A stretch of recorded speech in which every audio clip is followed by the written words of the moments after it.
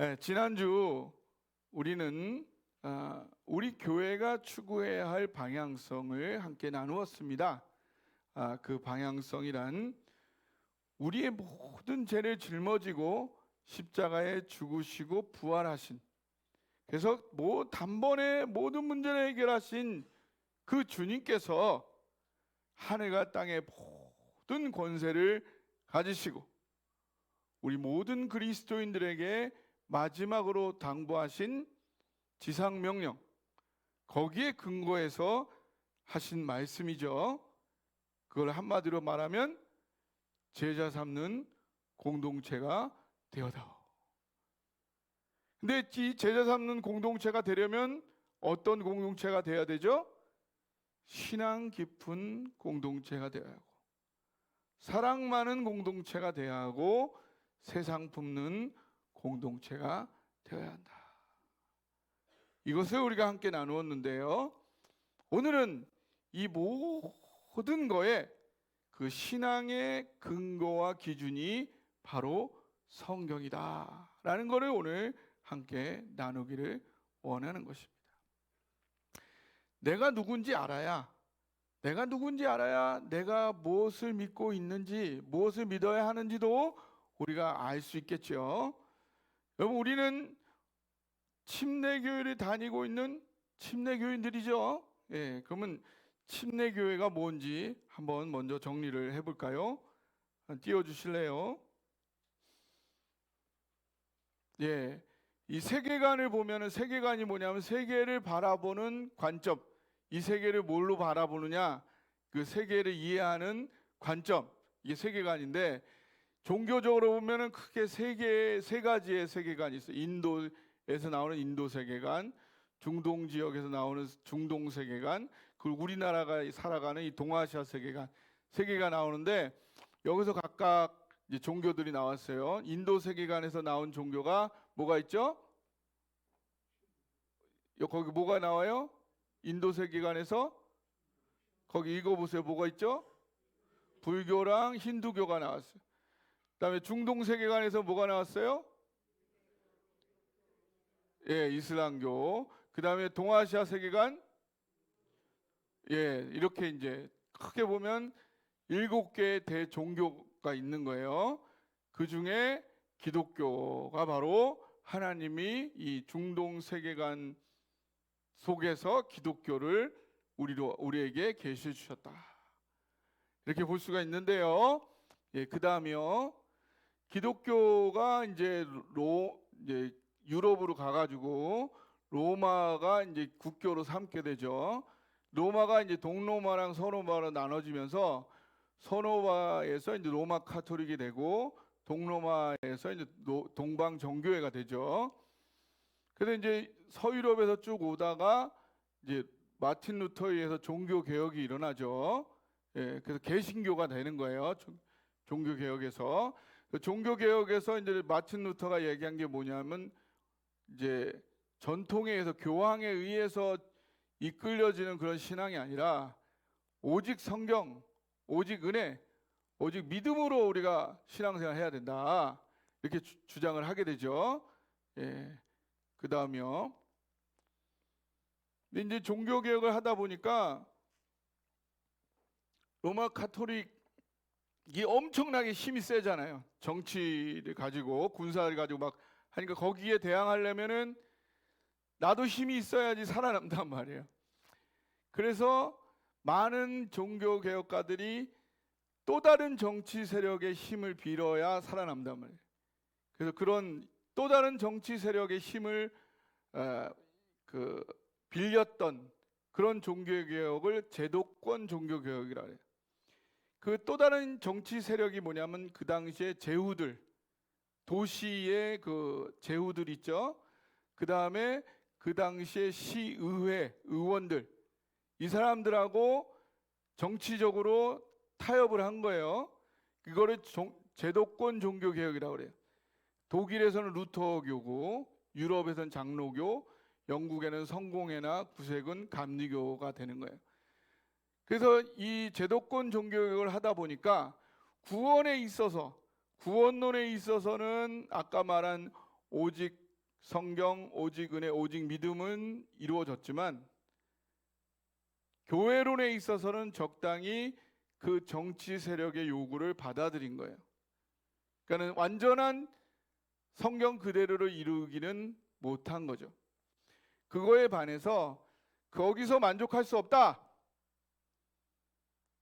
교회론까지 죽어서 천국 가는 것만이 아니라 여기서 사는 것도 성경 그대로 끝까지 성경 그대로 실천해야 된다 라고 주장했던 것을 우리가 근원적 종교개혁이라고 그래요. 교회론까지 온전히 성경 그대로를 살아야 된다. 그런 게 이제 유럽에서는 제침내교라고 그래요. 제침내교. 그래서 세례를 받았지만 이거는 믿지 않고 받은 거니까 이건 가짜야. 다시 받을래. 그래서 침례를 다시 받은 거예요. 그 제침내교라고 그러고, 영국에서 이제 청교도, 그 성공회인 국교에 만족하지 않는 그런 사람들이 있었고요. 영국에서 더 나가서 이제 특수 침례교, 그다음에 영국의 또 일반 침례교, 이런 사람들이 미국에 가서 지금의 침례교가 나오게 된 거예요. 그래서 침례교회 됐습니다. 침례교의 가장 중요한 주장 중 하나는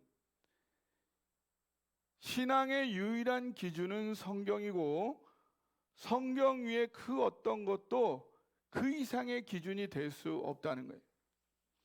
우리나라에는 개신교 5대 교단이 있어요. 5대 교단 뭐가 있을까요? 장로교, 감리교, 침례교, 성결교, 순복음.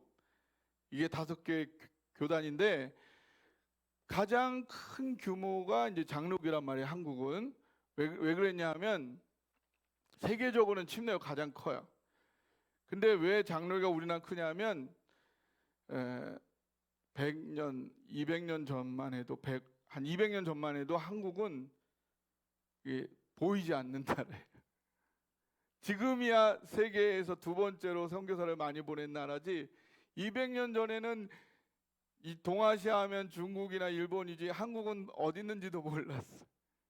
그래서 가장 큰 침례교는 여기에 선교사를 보낼 생각도 하지도 못했던 거예요. 우연히 장로교가 먼저 보낸 거예요. 예. 그 어쨌든 그러다 보니까 장로교가 우리나라 가장 많은데, 장로교는 성경을 예정론의 관점으로 보는 거예요. 모든 것을 다 하나님이 예정해 놓으셨다, 결정해 놓으셨다, 이 관점에서 성경을 해석하는 거고, 감리교는 아니다, 하나님이 다 결정해 놓은 게 아니라 인간이 자유의지를 가지고 선택하게 되어 있다, 이 관점에서 성경을 해석하는 거예요. 침례교는 그 결정을 성령의 인도를 따라 각자 개인이 할 수 있는 거지, 성경 위에다가 예정론이니 자유의지니 이런 거를 어떤 거든지 절대적인 해석의 기준을 성경 위에 두는 거를 거부하는 거예요. 그만큼 침례교는 성경 그 자체를 중시하고 그 권위를 중요하게 생각하는, 그것이 침례교회의 성경의 우선성인 거예요. 자, 그러면 침례교가 중시하는 이 성경의 어떤 책인지 한번 살펴보겠습니다. 지난번에도 한번 살펴봤는데 구약은 몇 권이에요?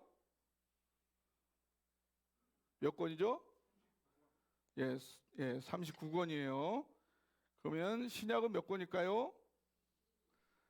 상구 27이니까. 그래서 합쳐서 66권이에요. 그래서 성경은 3가지로 크게 나눠지는데, 역사를 다룬 책들이 있고, 그 다음에 역사와 체험, 그리고 예언을 다룬 책으로 세 가지로 크게 나눌 수가 있어요. 그러면 전체를 한번 살펴보겠습니다. 전체를 보면요, 그 역사서, 체험서, 예언서가 있는데 창세기, 출애굽기, 레위기, 민수기, 신명기, 여호수아, 사사기, 룻기, 사무엘상하, 열왕기상하, 역대상하, 에스라, 느헤미야, 에스더, 마태, 마가, 누가, 요한, 사도행전, 여기까지가 역사를 다루는 거고요. 그다음 욥기, 시편, 잠언, 전도서, 아가서, 이거는 구약의 체험서고, 그 다음에 이제 예언서들이 쭉 나오죠, 구약에. 그 다음에 신약의 서신서들이 다 체험을 다룬 거고, 마지막에 요한계시록만 예언을 다룬 거예요. 이렇게 66권이 전체적으로 나와 있죠.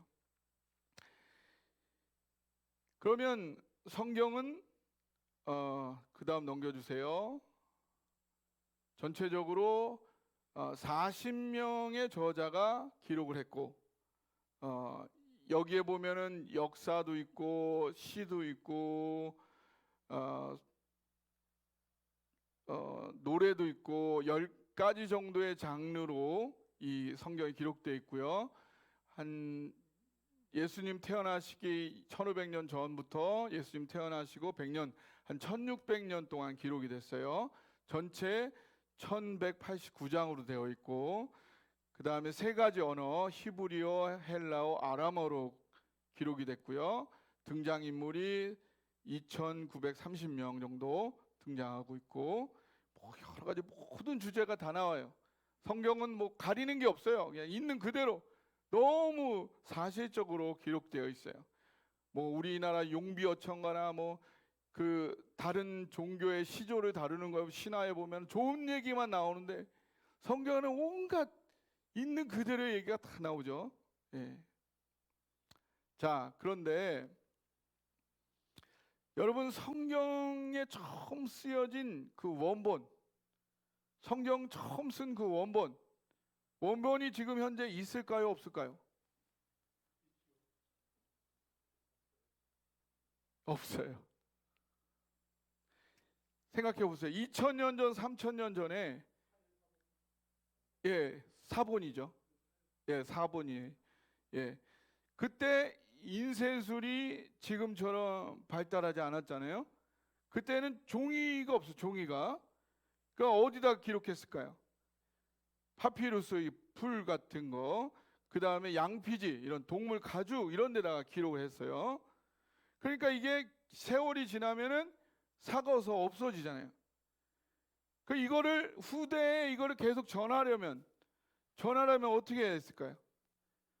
그거를 다 이렇게 필사해. 그걸 다 필사해. 한 10년 지나면은 그걸 누군가 이게 다시 적어야 돼. 그래서 성경에 서기관들이 나와요. 서기관 나오죠. 이 서기관들이 이 성경을 필사하는 사람들.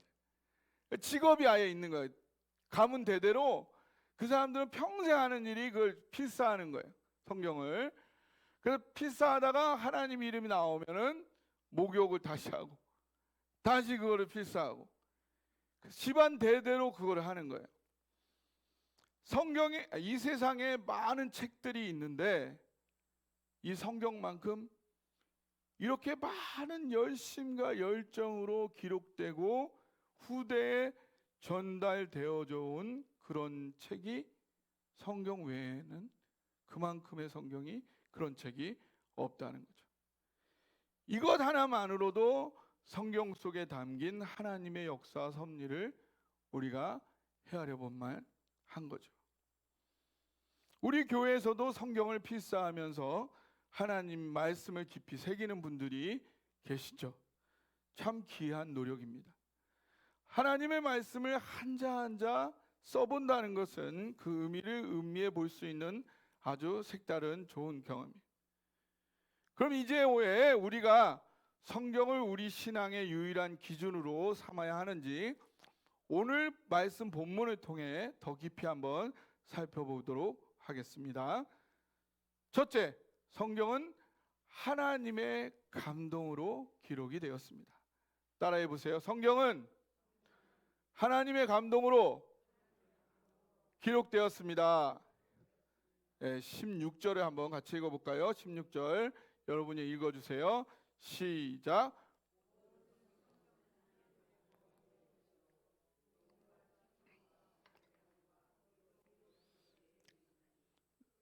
여기서 하나님의 감동으로 되었다는 건 원어상으로 보면 하나님의 호흡으로, 하나님의 입김으로 되었다는 거예요. 바로 창세기 2장에서 흙으로 인간을 빚으시고 인간에게 생기를 불어넣으신 동일한 모습이에요.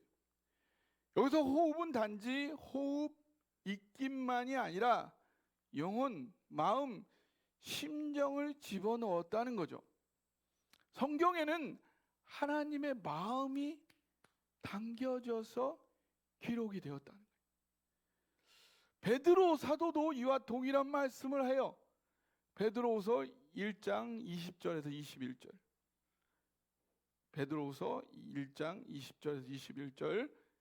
베드로서 1장 20절 21절. 먼저 알 것은 성경의 모든 예언은 사사로이 풀 것이 아니 예언은 언제든지 사람의 뜻으로 낸 것이 아니요 오직 성령의 감동하심을 받은 사람들이 하나님께 받아 말한 것입니다. 성경이요 하나님의 감동, 성령의 감동으로 기록이 되었다면 성경이 하나님의 감동, 성령의 감동으로 기록되었다는 걸 누가 가장 잘 알 수 있을까요?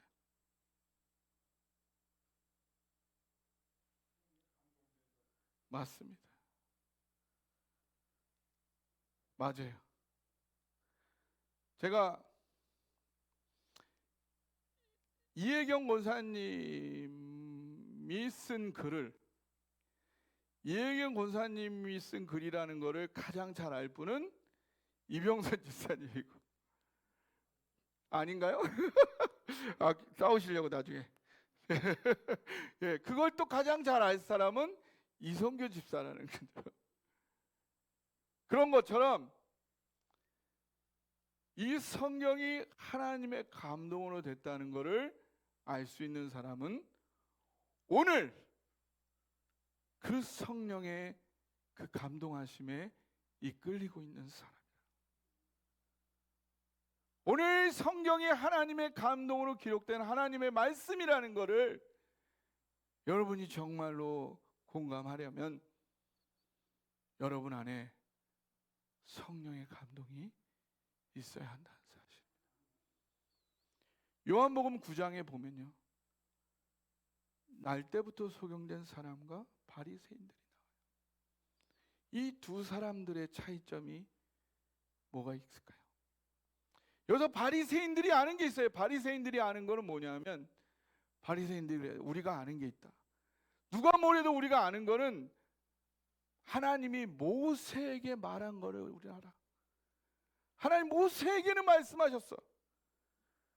근데 모세에게 말했다는 건 바리새인들이 말하는 대로부터 몇 년 전일까요? 1500년 전. 1500년 전에 자기네들이 살았던 때보다 1500년 전에 모세에게 얘기한 거는 우리가 안 되는 거예요. 지금은 모르겠어. 지금은 누구에게 말씀하신지 모르겠는데 1500년 전에 모세에게 얘기한 것인 건 내가 알아. 그거에 반해서 소경은 뭐라는 거예요? 소경은 다른 건 난 몰라요. 다른 건 난 모르겠어요. 오늘 내가 아는 거는 예수로 인해서 내가 날 때부터 소경이었는데 오늘 보게 됐어요. 난 그건 알아요. 그 한 가지는 내가 알아요. 근데요, 하나님은 살아계신 하나님이잖아요. 하나님 오늘 살아계십니까? 그럼 1500년 동안 뭐 하신 거예요? 바리새인들은 1500년 동안 살아계신 하나님인데 정말 살아계신 그 하나님을 믿어온 거 맞나요?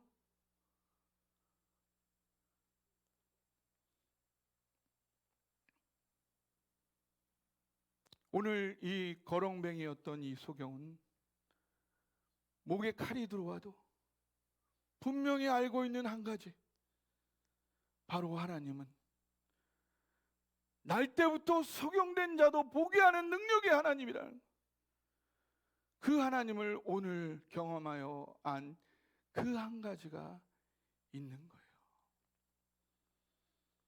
여러분 오늘 그 한 가지가 있으신가요? 그게 있으셔야 해요. 왜냐고요? 하나님은 오늘도 여기 살아계시니까요. 10년 전 경험 있으시다고요? 아니요. 하나님은 오늘도 살아계시잖아요. 오늘 경험하신, 오늘 경험한 그 한 가지, 그 하시는 게 있어야 해요. 그래야 제대로 신앙생활 하시는 거예요. 그래야 성경이, 하나님의 말씀이 여러분 삶에 역사하는 거예요. 하나님은요, 10년 전 경험에 대한 그 기억으로 우리 머릿속에 저장될 수 있는 그런 분이 아니에요. 여러분이 10년 전 하나님에 대한 그 경험에 대한 기억 있으시죠? 여러분 권사님들 너무 좋은 추억들이 많이 있으세요. 그렇지만 그건 기억이지 진짜 하나님이 아니잖아요. 권사님들이 더 잘 아시죠? 우리가 하나님을 언제 가장 잘 알아요? 언제 가장 잘 알죠? 내가 하나님을 경험하고 느끼는 그 순간 하나님을 가장 잘 알아요. 하루만 지나보세요. 하루만 지나도 감 떨어지고 영 떨어지죠. 그러지 않아요? 난 그렇던데. 권사님들도 잘 아시잖아요. 너무 당연하죠. 하나님은 우리의 지식과 감정에 저장되는 그런 분이 아니세요.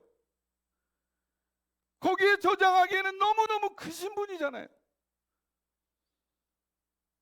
그 하나님은 오늘 이 순간, 지금 이 순간 만나야지만이 그분을 제대로 느끼고 이해하고 함께 할 수 있는 그런 분이세요. 여러분 잘 아시잖아요. 만나봐서 아시잖아요. 그러기에 여러분들, 우리가 평소에 그 주님을 지속적으로 만나고 동행할 필요가 있어요. 그 만남이 끊기면 안 돼요. 그러면 어려워져요. 우리 교회가 멋지게 이전에 하였지만요, 우리의 싸움은 이제 시작입니다. 여러 성도님들 걱정하고 염려하고 불안해하실 필요는 없어요. 여러분이 대단한 헌금을 하고 많은 봉사를 하시라는 거 아니에요. 그러지 않으셔도 돼요. 그러나 여러분 깨어 있으셔야 돼요. 그래야 적절한 영적인 믿음의 싸움을 하실 수가 있어요. 우리의 싸움은 이제 시작입니다. 이미 우리에게 허락된 축복과 승리들이 있어요. 다 이겼는데 이제 승리를 하면 되는데, 깃발만 꽂으면 되는데, 이제 와서 여기까지 고생해 놓고 그 축복과 승리들을 놓치시고 거기에 동참하지 못하신다면 너무너무 안타깝잖아요. 저는 여러분 모두가 사랑동산교회 정발산의 찬란한 시대, 여러분 모두가 주인공들이 되시기를 간절히 바라요. 그 어떤 이유도 여러분이 이 자리에 주인공이 되는 것보다 더 큰 이유는 없어요. 하나님 앞에서요. 그걸 방해하는 모든 속삭임, 사탄의 속삭임 내어 쫓으세요. 그 주인공이 되시려면 여기서 주저앉아 있으시면 안 돼요. 깨어 일어나셔야 해요. 그리고 여러분들이 자녀들과 자손들을 위해 중보의 손을 드셔야 해요. 하나님께서 그들의 길들을 열어주셔야 하잖아요.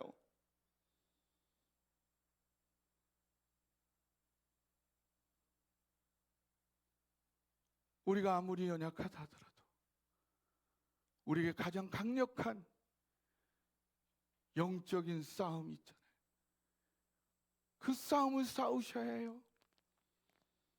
그러기에 매일 지속적으로 주님을 만나고 동행하고 깨어 일어나는 여러분 되시기를 주님의 이름으로 강력히 권고합니다. 둘째, 성경은 구원에 이르는 지혜를 줍니다. 따라해 보세요. 성경은 구원에 이르는 지혜를 줍니다. 15절을 한번 같이 여러분들이 한번 읽어주시기 바랍니다. 시작.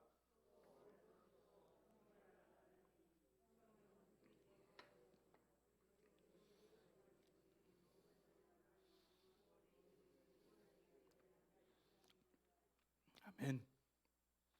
여러분, 구원이 무엇인가요? 구원을 받는다는 건요, 위협, 고통, 죽음 등 어떤 어려움으로부터 구원을 받는 거잖아요. 그럼 우리 그리스도인들이 구원받는 건 무엇으로부터 구원을 받는 걸까요? 심판으로부터 구원을 받는 거죠. 그럼 성경이 말하는 심판은 뭘까요? 요한복음 3장 17절, 같이 한번 읽어볼까요? 시작. 하나님이 그 아들을 세상에 보내신 것은 세상을 심판하려 하심이 아니요 그로 말미암아 세상이 구원을 받려 하심이라. 이 말씀에 의하면 하나님은 심판을 원하세요? 원하지 않으세요? 원하지 않아요. 자기 아들을 보내시면서까지. 하나님은 심판을 원하지 않는 분이세요. 하나님은 심판의 주관자가 되시기는 하지만 심판하기를 기뻐하시는 분은 결코 아니세요. 그렇게 보자면 결국 심판은 하나님이 기뻐서 주시는 게 아니고 죄의 결과라는 거예요. 성경이 말하는 구원이란 바로 이 죄와 죄의 결과인 심판으로부터 구원을 받는 거죠. 그럼 죄란 대체 뭘까요? 한번 보여주시죠. 죄란 뭐냐? 계속 보여주세요. 네, 이게 뭐죠? 그림이 뭐죠? 그림이 뭐예요? 화살 쐈는데 화살이 중앙에 안 맞고 옆에 맞았어요. 히브리어로 보면은 하타라고 그래요. 헬라어로는 하마르티아. 뜻이 뭐예요? 화살을 쏘았는데 그 화살이 관약을 벗어나거나 목표에 미치지 못하는 것. 한자로도 죄가 무슨 뜻이냐? 그릇된, 안일비자죠. 그릇된 일을 하여서 법망, 그물망, 그물에 이렇게 걸려든 게 그게 죄라는 거예요. 한마디로 죄라는 것은 정상에서 비정상이 된 게 죄예요. 그럼 구원은 뭐냐? 비정상에서 정상이 되는 게 구원이라는 거예요. 됐습니다. 그러면 성경이 말하는 인간의 정상은 뭐냐? 인간의 정상 상태를 알려면 처음으로 돌아가요. 창세기 2장에 보면 하나님께서 흙으로 인간을 빚으시고 생기를 불어넣었죠. 아까 말씀드렸죠. 하나님의 마음을 넣은 거라고요. 왜 인간에게 하나님의 마음을 넣었을까요? 하나님과 인간이 같이 통하려고, 소통하려고요. 인간은요, 존재 자체가 하나님과 소통하게 되어 있어요. 하나님과 소통하는 게 인간의 정상이에요. 근데 하나님은 사랑이시잖아요. 하나님과 내가 소통한다는 건요, 내 안에 나를 향해 하나님이 생명 바치는 그 사랑이 따끈따끈하게 내가 느껴지고 있다는 거예요. 이게 인간의 정상이에요. 하나님의 사랑이 지금 현재 여러분 마음 가운데 따끈따끈하게 느껴지고 있는 거예요. 그게 정상이에요. 그렇지 않으면 비정상이에요. 그것이 성경이 말하는 인간의 모습이에요. 그래서 우리가 죽어서 영원히 지옥 가느냐 천국 가느냐 이것도 정말 중요한데요, 매일매일의 삶도 마찬가지예요. 우리의 인생도 마찬가지예요. 내가 정상 상태면, 내가 오늘 하나님의 사랑이 내 안에 따끈따끈하게 느껴지면 매일매일 내 삶이 행복이고 내 인생이 성공이고 승리인 거예요. 그러나 비정상이면, 하나님과 사랑의 소통이 잘 안 되면 매일매일의 삶이 지옥이고 인생이 꼬이고 실패고 좌절이고 절망인 거예요. 그런데 이 하나님의 사랑 심정 어디에 담겨 있다고요? 어디에 담겨 있어요? 성경에 담겨 있어요. 거기서 구원에 이르는 지혜가 성경에 있다는 거예요. 할렐루야. 여러분, 제가 매일 우리 카톡 단톡방에 말씀 2구절씩 올리죠. 얼마나 다들 보고 묵상하고 계신가요? 지난주에는 바쁘기도 하고 일부러 안 올려봤어요. 어떠셨어요? 평소에 워낙 관심이 없으셔서 안 올렸는지도 모르셨다고요? 귀찮게 올리다가 안 올리니까 아주 좋으셨다고요? 편하셨다고요? 저는 매일 우리 교회와 성도님들이 떠올리며 이렇게 기도하면 하나님의 심정이 이렇게 말씀으로 떠올라요. 말씀으로 떠올라요.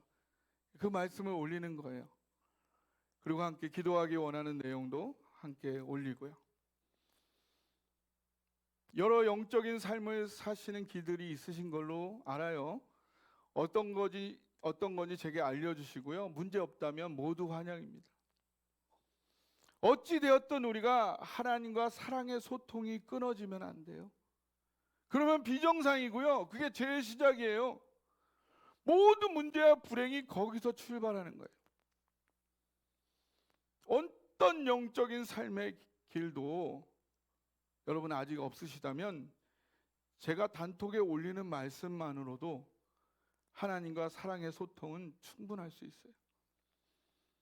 우리 성도님 중에서 제가 올리는 말씀으로 다음날 경건의 시간 묵상을 하시는 분도 계세요. 하나님의 말씀을 통해 끊김없는 소통을 이어감으로 모든 영역에서 구원에 이르는 지혜를 얻는 사랑하는 우리 성도들 되시기를 간절히 축복합니다. 셋째, 성경은 행복한 사람 되어 행복하게 살게 합니다. 따라해보세요. 성경은 행복한 사람 되어 행복하게 살게 합니다. 16절 17절 한번 같이 읽어보겠습니다. 시작.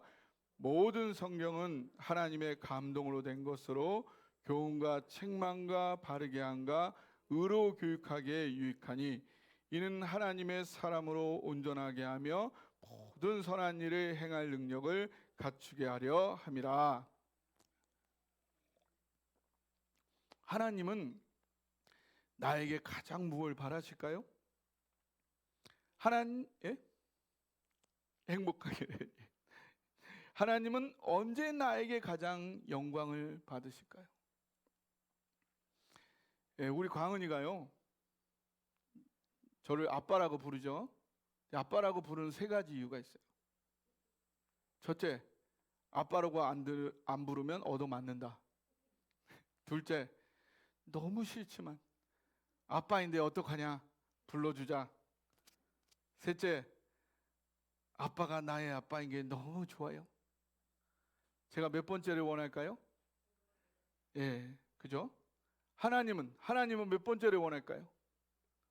하나님은 김보 권사님이 몇 번째로 하나님을 불러주기를 원할까요? 김보 권사님 몇 번째를 원할 것 같아요? 첫 번째? 얻어맞기 싫어서?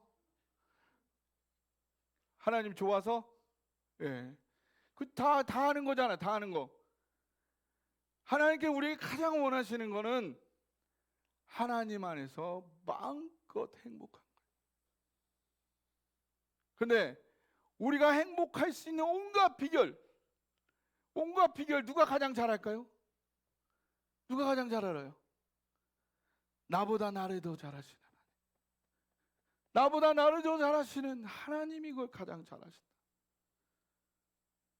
내가 행복할 수 있는 온갖 비결을 하나님이 가장 잘 알고 계신 줄 믿으시기 바랍니다. 그 비결을 어디에다 담아 놓으셨다고요? 성경에다 담아 놓으셨다. 그리고 어떤 아들이 유학을 가는데 아버지가 성경에다가 성경 페이지마다 100불씩 다 꽂아놓은 거예요. 그 성경을 선물로 준 거예요. 아무 말도 안 하고 성경 열심히 보거라. 그 아들이 알았어요. 퉁명스럽게 그 지퍼로 잠궈놓은 성경을 탁 그래가지고 맨날 편지를 보내는 거예요. 아버지 돈 없어요. 돈 보내주세요. 그래 성경 보거라. 아버지 돈 없어요. 돈 좀 보내주세요. 알았다. 성경 보거라. 게다가 돈 없어서 돌아왔대요. 성경 보면 될 거를. 여러분 100불만 있겠습니까? 성경 안에 100불만 있겠냐고요. 답답해요. 그러니까요. 장수마다 100불만 있겠냐고요. 예? 장수마다 100불만 있겠냐고요. 예, 참 답답해요. 제가 예. 그래서 저는 이 성경의 비결대로 우리 성도님들하고 신나게 재밌게 행복하게 살아보려 하는데 어떻게 함께 하시겠어요? 그리고 이 성경은 교훈과 책망과 바르게 함과 의로 교육하기에 유익하다 했습니다. 이게 무슨 말이냐? 성경에는 어떻게 행복하게 살 수 있는지 다 나와 있다는 거예요. 그리고 불행해졌을 때 불행으로부터 어떻게 빠져나갈 수 있는지도 다 나와 있다는 거예요. 그리고 다시 행복해지려면 어떻게 해야 되는지도 나와 있고, 어떻게 하면 계속 행복하게 계속 살아갈 수 있는지도 성경에 다 나와 있다. 그리고 하나님의 사람으로 온전하게 만들어준다. 사랑도 사랑을 받아본 사람이 하고요. 행복도 행복을 누려본 사람이 행복한 삶을 살 수 있는 거죠. 하나님 말씀 속에서 제대로 하나님 사랑에 직면하면요, 사람이 정말로 행복해져요. 제가요 그랬다니까요. 우리 우성자 사모님이 증인이에요. 제가 점점 더 풍성해지고 점점 더 넓어지고 점점 더 행복해져요. 어떤 청년이 저한테 그러더라고요. 너는 왜 그렇게 전에는 안 그랬는데 이렇게 내 말을 잘 듣게 됐니? 목사님이 변했어요. 처음 만났던 목사님하고 지금 목사님이 변했어요. 다른 것보다도요, 말씀 속에서 하나님 사랑을 누리다 보니까 그렇게 돼가더라고요. 그리고 다른 사람을 어떻게 섬겨야 하는지도 성경에 다 나와요. 지난주 안정순 권사님 예배 안 나오셔서 걱정이 돼가지고 목요일에 전화드렸더니 이사 가고 계시더라고요. 예, 우사모 통해서 통화 이후에 저도 전화해서 기도해 드렸는데 영 마음이 안 좋았어요. 어떻게 해드려야 하나. 그러다가 이사여서 49장 15절이 생각이 나더라고요. 여인이 어찌 그 젖 먹는 자식을 잊겠으며 자기 태에서 난 아들을 궁일이 여기지 않겠느냐. 그들은 혹시 잊을지라도 나는 너를 잊지 아니할 것이다. 그래서 며느님 그 오지은 집사에게 제가 했는데 안 받았더라고요. 또 우사모님에게 전화하라 해서 전했어요. 혹시라도 권사님 무슨 일 있으시면 주저하지 말고 꼭 전화하라고. 우리 교회 식구들 반드시 모두 달려갈 테니까 꼭 연락 달라고 그렇게 전했어요. 그러니까 좀 마음이 풀리더라고요. 우리 사랑동산교회는요, 성경이 모든 것에 가장 중요한 기준입니다. 성경은 하나님의 사랑이 가득 담겨 있고요. 그래서 하나님과 사랑의 소통을 하게 해서 모든 비정상과 그 결과로부터 구원을 받게 하고요. 행복한 사람이 되고 행복한 삶을 살게 하는 거예요. 그런데 왜 그렇게 성경을 나누자고 하는데도 말들을 안 들으세요? 거기에 다 복이 들어있거든요. 우리 열심히 다시 해봐요. 아멘.